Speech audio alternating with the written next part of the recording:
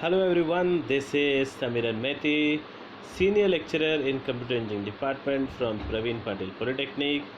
So I'm here with the last video of chapter number 5, and I hope you guys know that in ACN we have only 5 chapters.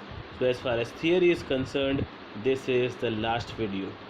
So starting with domain name system, I hope you guys know what is DNS. We have already performed experiment on the same. DNS is used to map an alias address to the IP address. In the sense, for example, if we consider an example of google.com. So whenever I type google.com, so it has a corresponding IP address which is required for efficient machine to machine communication. So whenever any user types google.com, so it is transferred or translated into corresponding IP address, and with that IP address we could access google.com space. So that is nothing but a domain name system. And why DNS is needed? Because we all know that internet is a collection of networks and there are huge chunks of data as far as internet is concerned. So to motivate the direction of the packet, a particular domain or an area has to be provided. So that is nothing but DNS is all about. For example, if I write google.com, so it needs to go to the server of google.com and not to the whole internet. I hope the point is clear why DNS is required.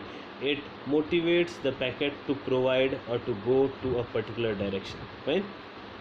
Regarding this example, a user with web browser, for example Google Chrome, he types amazon.com, and with the help of DNS server, that amazon.com is converted or translated into corresponding IP address. With that IP address, user makes HTTP request and HTTP response, and accordingly he gets to access amazon.com.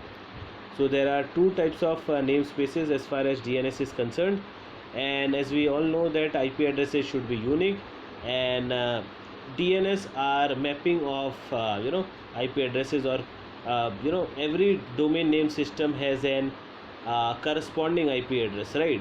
So if IP address has to be unique, so domain name also has to be unique. So what they are trying to convey is whatever namespace or whatever name we are using as a domain name, that must be unique. There are two types of namespaces: flat namespaces and hierarchical namespaces. Flat namespaces in the sense google.com, yahoo.com, facebook.com. So that is nothing but flat namespaces. Okay? So in this we have cohod .college. This is a flat namespace. admin.college as a domain name, this is a flat namespace, and so on. As far as hierarchical namespace is concerned, such types of a domain name could be used. And remember students, domain name for hierarchy works from bottom up, in the sense a possible domain name could be abc.co.department.college. Another domain name could be xyz.it.department.college, and the last domain name could be abc.admin.college. So you could see that in hierarchy there are many type of words, and it works from bottom up, fine. So that has to be remembered. Regarding domain namespace, it is designed to have a hierarchical namespace. So why it is designed to have a hierarchical namespace? In this, names are defined in an interval tree structure with root at the top, fine. Tree can have only 128 levels. Level 0 is root till 127, so it sums up to 128 levels at the max could be assigned as hierarchical namespace. Now there are some rules as far as DNS is concerned. Labels. Now whatever label we are using, for example DEPT, ABC, XYZ, fine, that has to be a string. And one more condition is there, it can be until 63 characters only, fine. And root label is nothing but null of empty string, so a root will be considered as null, fine. And DNS requires the children of a node have different labels to ensure uniqueness of the domain name. So in the sense, if our domain name should be unique, then their children should also be unique. For example, if CO's children is ABC, so that must be unique. IT's children is XYZ, so that must be unique. If XYZ has another sibling, so it has to be apart from XYZ, because it should be unique. So that is again one more condition as far as labeling of DNS is concerned. A full domain name is a sequence of labels separated by dots. So what could be a possible domain name for this example? f.xyz.abc.edu. And why I am not considering root? Because root is a null terminator that we have already discussed. Regarding domain, It is a subtree of domain namespace. It is a subtree of domain namespace. So a domain namespace could be 1.11.abc.com, 2.abc.com, 3.1.3.edu. That's all. Fine. Now domain will be any of these subparts. It could be 1.1, it could be 3.1, and so on. Fine. Regarding difference between FQDN, apologies for the same, it will be FQDN and PQDN. Firstly, FQDN stands for fully qualified domain name and PQDN stands for partially qualified domain name. And in FQDN, a label is terminated by null string, whereas in PQDN it is not terminated by null string. Why it is so, we'll discuss it a bit later. And in FQDN, domain name that contains full name of a host, for example f.xyz.abc.edu, it is a full name. Fine. And regarding PQDN, in case if we consider this example as f.xyz.abc.edu, so only f or only xyz will work as a partially qualified domain name. I hope the point is clear. Fine. Regarding DNS in internet, so we could have an educational hub, so .edu will be there, for example byju's.edu or unacademy.edu. Fine. visionis.edu, maheshtutorials.edu, this could be a possible example. Fine. Net could be for network, org for organization. Government websites have mpsc.gov.in, upsc.gov.in. Such type of generic domains could be assigned. Fine. Regarding country domain, we could for example we have .in, for example samiranmaiti1@yahoo.co.in. so that is nothing but in, as it works as a country domain. Fine. So regarding United Kingdom, it works as .uk, regarding US it works as .us, and so on. So country domain could also be used. Regarding inverse domain, used to map address to names, used to map IP address to names. Now domain name was name to IP address. Google.com will be translated to corresponding IP address, but in inverse domain, IP address will be converted to name. For example 50.35.132 could be converted into inner address or ARPA. Fine. So this is how inverse domain works. Regarding secure shell protocol, this protocol is useful in industry for providing secure access for users and automated process. So it provides security, first point. And it is interactive and automated file transfer takes place. Right? It issues remote commands, in the sense if the receiver or the sender is not nearby or in the vicinity of each other, so that situation is nothing but remote commands. So in case if sender is somewhere at Los Angeles and receiver is at somewhere at Maharashtra, fine, so that is a remote computer, and in SSH we could issue remote commands, and it manages network infrastructure as well as other mission critical system components. Fine. There are three components of secure shell: a server, a program that allows incoming SSH connections to a machine. It allows incoming SSH connections to a machine, as well as it handles authentication as well as authorization. If you have the correct pin code of your ATM, then you are an authorized person. Fine. Authentication in the sense some passwords or some biometrics will be tested for a particular user to gain knowledge or to conclude whether he is genuine or not. So that is nothing but authentication, which is done by server.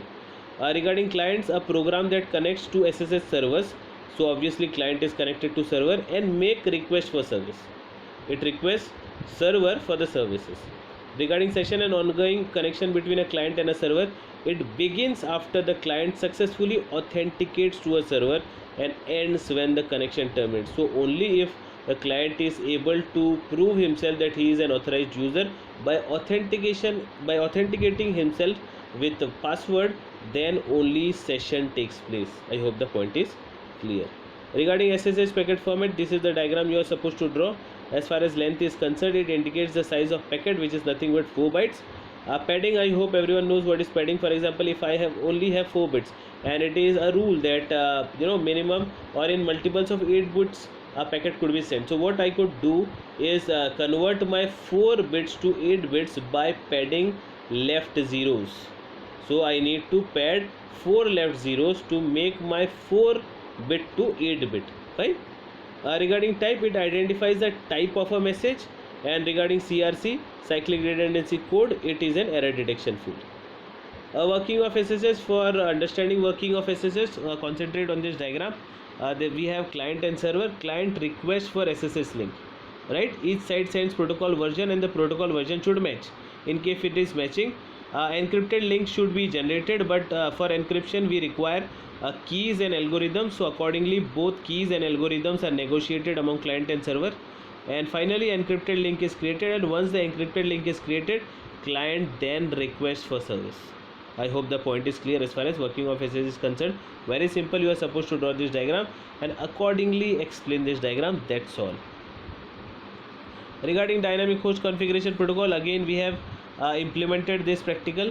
It assigns automatic IP addresses if there are more than 10 to 15 to 20 devices. So it is not possible for an administrator to connect all those devices automatically or manually, I would rather say, right? So what we could do is we could use DHCP server, which provides quick, automatic and central measure for the distribution of IP address within the network. A DHCP server dynamically assigns an IP address and other network configuration parameters to each of the networks so that they can communicate with each other, and hence DHCP works like plug and play networking. Fine. And DHCP also makes sure that the IP address generated are unique. Fine. So this is DHCP message format. You are supposed to draw this diagram and you are supposed to explain such fields. We have output field. It specifies whether the message is request or response. Next is H type. It specifies the network hardware type. H length specifies length of hardware address. Hops, I hope everyone knows how many servers are required to forward the packet from sender to destination. That is nothing but hops. Regarding transaction identifier, this field provides a value that a client can use to determine if an incoming response message matches its request or not. So for matching response with request, we have transaction identifier. Client IP address, computer fills this field in a request. Your IP address, server uses this field to supply the value if computer does not know its address. So this could also be the scenario. And server IP address and server hostname used by server to give the computer information about the location of a computer that runs server.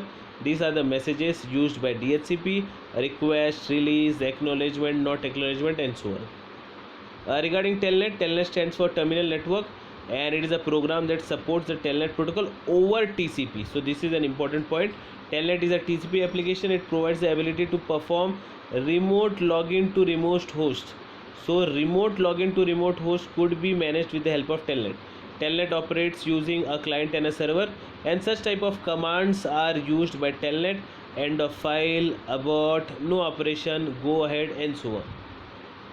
So this is it regarding the final part of chapter number 5. And let me tell you students, we have only 5 chapters as far as ACN's theory is concerned. So this was the last video of ACN theory, and we have only 10th and 11th experiment to be conducted or to be uploaded, so that I'll upload soon.